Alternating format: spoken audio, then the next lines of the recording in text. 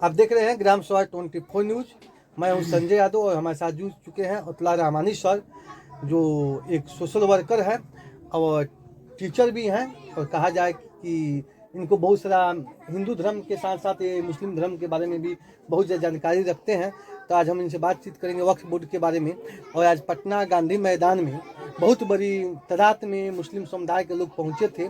तो हिंदू मुस्लिम दोनों भी जानना चाहते हैं कि पटना में जो वक्फ बोर्ड को लेकर जो घेराव हुआ है, और सबसे बड़ी बात है कि पटना के जो गांधी मैदान में वहाँ पे जो लीडर जो थे उन्होंने वक्फ बोर्ड को काला कानून का नाम दिए हैं। ताकि काला कानून का नाम क्यों दिया गया है सर? देखिए, काला कानून क्या होता है? जो संविधान के विरोध जो कानून बनाया जाता है या किसी भी ऑलरेडी जो कानून होता है उसमें कोई संशोधन किया जाता है, जो संशोधन खिलाफ होता है, किसी संविधान के किसी आर्टिकल खिलाफ होता है, तो उसको काला कानून कहा जाता है। जब से ये सरकार आई है 2014 से लेकर के खाली सिर्फ मुसलमानों के खिलाफ कोई ना कोई बिल लाया जा रहा है। कभी ये कागज देखो, कभी वो लिया, कभी वो। ऐसे आप मतलब ऐसा कोई कानून बनाइए ना जैसे मतलब शिक्षा का थोड़ा मतलब व्यवस्था सुधरे, या टेक्नोलॉजी में पूरा देश आगे बढ़ गया। देखिए न्यूयॉर्क में देखिए कि 9G चल रहा है और यहाँ पे 5G पे भी सही से नहीं चल रहा है। तो उस पर ज़्यादा फोकस इनका नहीं है, बल्कि इनका जो काम है सिर्फ मुसलमानों को टॉर्चर करना। इससे पहले जो है आप देखें NRC, CA, उसके बाद से ट्रिपल तलाक, उसके बाद से बाबरी मस्जिद, सिर्फ हर एक मुद्दे पे मुसलमानों को जो है लोग टॉर्चर करना चाहते हैं। मुसलमान किस तरह टॉर्चर हो, मुसलमान किस तरह से परेशान किया जाए। और किसी विद्वान ने कहा था कि किसी भी देश में जो भी अल्पसंख्यक होता है वो वाकई वो परेशानी को झेलता है, और आज हम लोग झेल रहे हैं, इस चीज़ को देख रहे हैं। देखिए वक्फ बोर्ड के बारे में अपना सवाल किया, तो जैसे एक बोर्ड होता है वक्फ बोर्ड के बारे में मैं सवाल के साथ साथ काला कानून क्यों आप लोग कह रहे हैं? काला कानून कैसे हो गया? काला कानून इसलिए होगा कि संविधान के खिलाफ है, संविधान का जो मूल भावना है उसके खिलाफ है। क्योंकि डायरेक्टली जो है किसी धर्म के इस पे जो मूल जो सिद्धांत होता है उस पे जो है डायरेक्टली अटैक कर रहा है। जैसे कि वक्फ का मतलब होता है जब कोई इंसान चाहता है कि अपनी प्रॉपर्टी को, संपत्ति किसी भी तरह का हो, हम दान कर दें, यानी या मस्जिद के नाम पर, या ईदगाह के नाम पर, या कब्रिस्तान के नाम पर, या खानका के नाम पर, या मज़ार के नाम पर, किसी भी तरह से मतलब वो दान कर देता है। उसी दान को वक्फ कहा जाता है, यानी वो अल्लाह के रास्ते में वक्फ कर दिया, उसका जो मालिकाना हक खत्म हो गया। अभी बात आती है जब किसी ने जो दान कर दिया, जिस तरह के मंदिर में लोग दान करते हैं, तो फिर इसका मालिक होगा कौन? तो इसका मालिक कौन होगा? वही वक्फ जो बोर्ड बनाया गया वही उसका मालिक होगा, वही उसको मतलब देख रेख करेगा।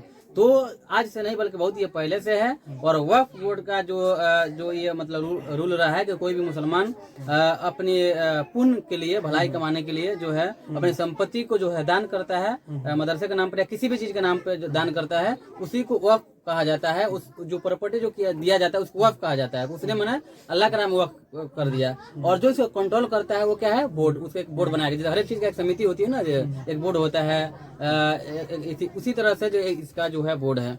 तो अभी जो आज जैसे 29 तारीख को बहुत ही विशाल, बहुत ही जो है बड़ा जो है धरना प्रदर्शन था, मतलब वक्फ बचाओ संविधान बचाओ, या इस तरह से मतलब ये स्लोगन दिए गए थे, जिसमें सिर्फ बिहार ही के नहीं बल्कि पूरे देश से जो है बड़ी संख्या में लोग पहुंचे थे।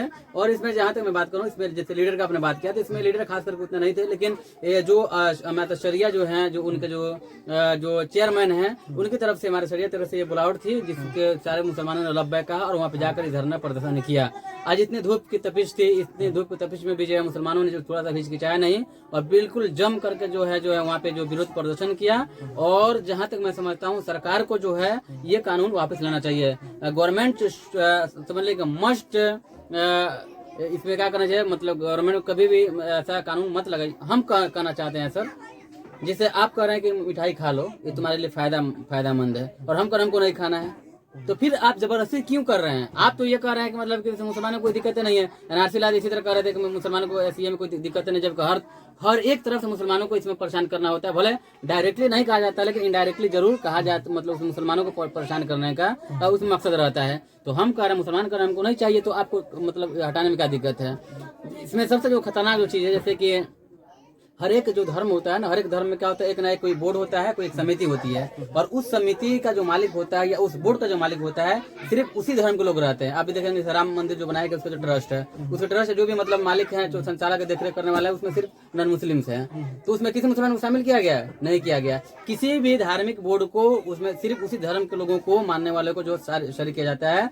लेकिन इसमें संशोधन करके क्या किया गया, इसमें दूसरे धर्म के लोगों को शामिल किया गया, इसमें अधिकारियों को शामिल किया गया। एक शब्द में इसका मैंने यही है, वक्फ बोर्ड को काला कानून इसलिए कहा गया है कि जैसे हिंदू जो है वो ईश्वर के नाम पर जो दान देते हैं मंदिर जी। में या ट्रस्ट में, तो उसका मालिक हिंदू जो पूजा पाठ जो कराते हैं, जो आचार्य होते हैं, वो हो जाते हैं। और मुस्लिम में जो मुसलमान लोग जो दान देते हैं, उसका मालिक कोई भी धर्म का आदमी हो सकता है।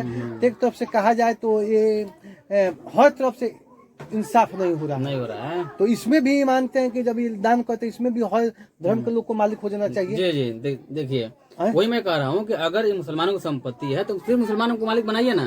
फिर इसमें अधिकारी लाने के बाद क्या है, एक अधिकारी सबको हिला सकते थे। आप देखें अनुज चौधरी मुसलमान की तरफ बयान दिया था ना कि मुसलमान लोग जुमा पढ़ना मत निकले, मतलब साल में वान भराता है। तो इस तरह का अधिकारी का आपको क्या करें, उसमें बैठाएंगे, कुर्सी बैठाएंगे, जैसे आप चाहेंगे, मतलब चाबी आपके पास रहेगी, जैसे कहेंगे वैसे मतलब क्या करेगा वो अधिकारी करेगा। तो इसमें मुसलमानों को ऐसा लग रहा है। देखिए 2014 से लेकर अभी तक, 2014 से लेकर अभी तक जितने भी कानून बने हैं या कानून में संशोधन हुए हैं, सिर्फ मुसलमान विरोधी। देख लीजिए, उसके अलावा कोई ऐसा कानून नहीं बनाया गया जिसमें देश हित के लिए फायदा हो। या तो किसान विरोधी या तो मुसलमान विरोधी। ये सबसे बड़ी चीज़ है कि ये किसान मजदूर का जो मूल समस्या है, चाहे देश में जो बेरोजगारी, महंगाई, भ्रष्टाचार जो है, उससे लोगों को मैंने दिमाग, उससे लोगों को भटका कर केवल हिंदू मुस्लिम कानून बनाना, कानून को, और उस कानून को तोड़ने के लिए जनता उसमें जाए। और जो मूल समस्या देश में किसान जो आत्महत्या कर रहे हैं, मजदूर जो दिक्कत में है, परेशानी में आत्महत्या कर रहे हैं, और महंगाई से लोग दर दर के ठोकरे खा रहे हैं, इस पर लोगों को ध्यान नहीं जाए। देश के विकास पर ध्यान नहीं जाए और केवल कानून पर लोग का ध्यान जाए। देखिए सर, मतलब दूसरा देश जो है 9G चला रहा है और हम लोग अभी 5G पे अटके हुए हैं। व्हाट्सअप, फेसबुक, सब कुछ दूसरा कंपनी का, यहाँ तक गूगल जो है दूसरा मतलब विदेशी कंपनी, ईमेल आईडी विदेशी कंपनी। हम क्या कर रहे हैं, हम क्यों नहीं चाहते कि हमारा गूगल हो, हमारा फेसबुक हो, हमारा यूट्यूब हो, ताकि मतलब दूसरा का जो विदेश के लोग जो हमारे मतलब मजबूर हो हमारे सामने, वो लोग घुटने टिक दें। आज अगर अमेरिका या जो भी फेसबुक वाले हैं या व्हाट्सएप वाले हैं या जो गूगल जिनके पास एक्सेस है या जो जिनका ईमेल आईडी है, जीमेल है, अगर वो बंद कर दे तो फिर हम तो कहीं के लायक नहीं रह जाएंगे। तो इस चीज पर नए नए रिसर्च पे जो है ध्यान देना चाहिए, नए नए वैज्ञानिक को पैदा करना चाहिए ताकि हमारा देश और आगे बढ़े। देखिए इजराइल जो छोटा देश है, मुसाद को मतलब उसका जो खुफिया एजेंसी मुसाद बना लिया, क्यों बना लिया? वो तो इस पर ध्यान नहीं देता ना, गोबर मुक्त पर ध्यान नहीं देता है, हिंदू मुसलमान ध्यान नहीं देता है। वो क्या सिर्फ टेक्नोलॉजी पे ध्यान देता है, आगे बढ़ता है। और यहाँ पे क्या है, हर एक देश जो है 9G चला रहा है, कोई देश 9G चला रहा है, कोई देश कुछ बना रहा है, कोई टेक्नोलॉजी बना रहा है। और हम लोग जो है सिर्फ इसी मुसलमान के खिलाफ कानून लाइए, तो कभी किसान के खिलाफ कानून लाइए, इसमें परेशान कीजिए और असल मुद्दे से जो है लोगों को मतलब भटकाते रहिए। हाँ, तो मैं अंत में कहूँगा कि government must reject this law because it is the against of the constitution और all Muslims want to reject this law. चलिए सर, आपको बताने के लिए बहुत बहुत बधाई, धन्यवाद, थैंक यू सर। तो आप देख रहे थे ग्राम सभा 24 न्यूज, मैं हूँ संजय यादव।